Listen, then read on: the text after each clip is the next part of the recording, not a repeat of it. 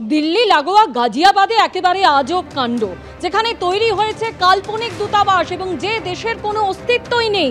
কাল্পনিক দেশ ওয়েস্ট কর্টিকার নকল দূতাবাস। উত্তরপ্রদেশ এসটিএফ এর অভিযানে নকল দূতাবাসের হদিশ। নকল দূতাবাসের সামনে 60 লাক্সারি গাড়ি।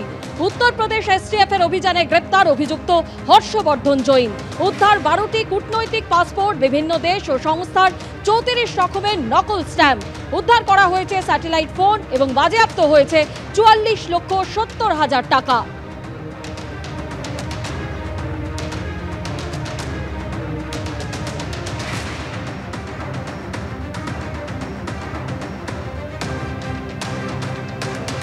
দিল্লি লাগোয়া গাজিয়াবাদে আজব কাণ্ড, যে দেশের কোনো অস্তিত্বই নেই সেই কাল্পনিক দেশের নকল দূতাবাস গাজিয়াবাদে।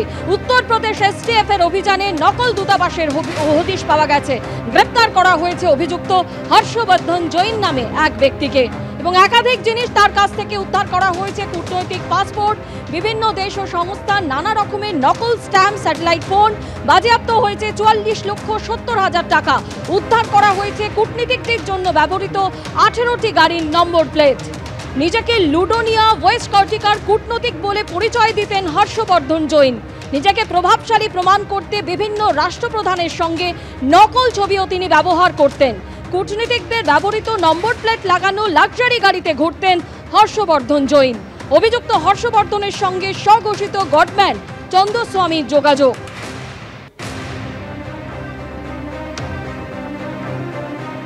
হর্ষবর্ধনের সঙ্গে অস্ত্র কারবারি আদনান খাগোশির সঙ্গেও যোগাযোগ, খবর এসটিএফ সূত্রে।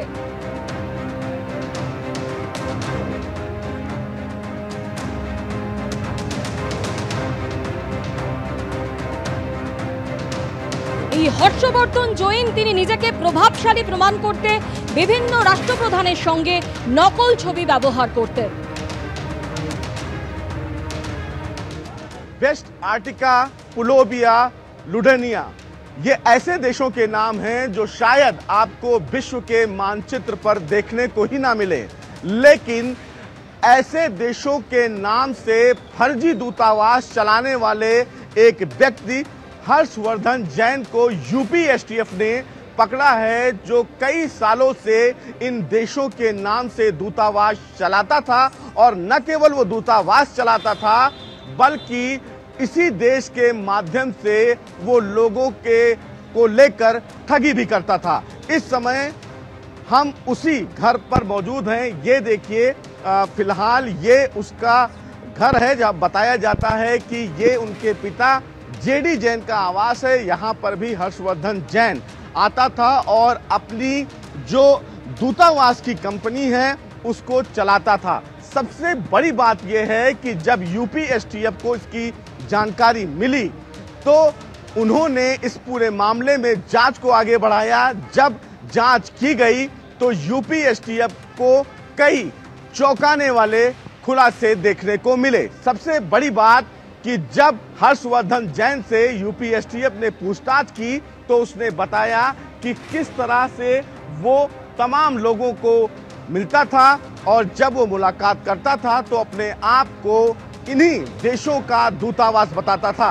यूपी एसटीएफ ने जब छापेमारी की तो उसके घर से 12 महंगी घड़ियों का संग्रह, 44 लाख इंडियन करेंसी और विदेशी करेंसी भी बरामद हुए।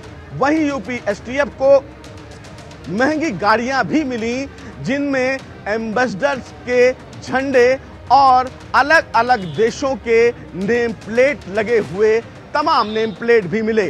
हालांकि पुलिस ने हर्षवर्धन जैन को गिरफ्तार कर लिया, लेकिन सबसे अहम बात, जब ये गिरफ्तारी की जा रही थी तो उनके घर से एक सैटेलाइट फोन भी बरामद किया गया। फिलहाल इस पूरे मामले में मामला दर्ज करके जांच की जा रही है कि किस तरह से हर्षवर्धन जैन ये बड़ा सिंडिकेट कर रहा था। हवाला ऑपरेटर भी बताया जा रहा है कि वो हवाला का भी काम करता था। यानी कि आप समझ सकते हैं कि हर्षवर्धन जैन किस तरह से गाजियाबाद में बैठकर अपने आप को एम्बेसडर बताता था, बड़े लोगों के साथ ठगी करता था, चाहे वो बिजनेसमैन हो या बड़े लोग हों, उनको अपने झांसे में लेता था और ये बताता था कि वो एम्बेसडर है। सबसे बड़ी बात है कि कुछ फोटोग्राफ्स उसके फोन से यूपी एसटीएफ ने बरामद किया है, जिस फोन में तमाम देश के बड़े प्रतिष्ठित लोगों के साथ उसकी फोटो है, लेकिन वो तमाम फोटो मॉर्फ है। बहरहाल अब इस पूरे मामले में जांच एजेंसी आगे बढ़ रही है कि किस तरह से हर्षवर्धन जैन का ये पूरा सिंडिकेट काम करता था।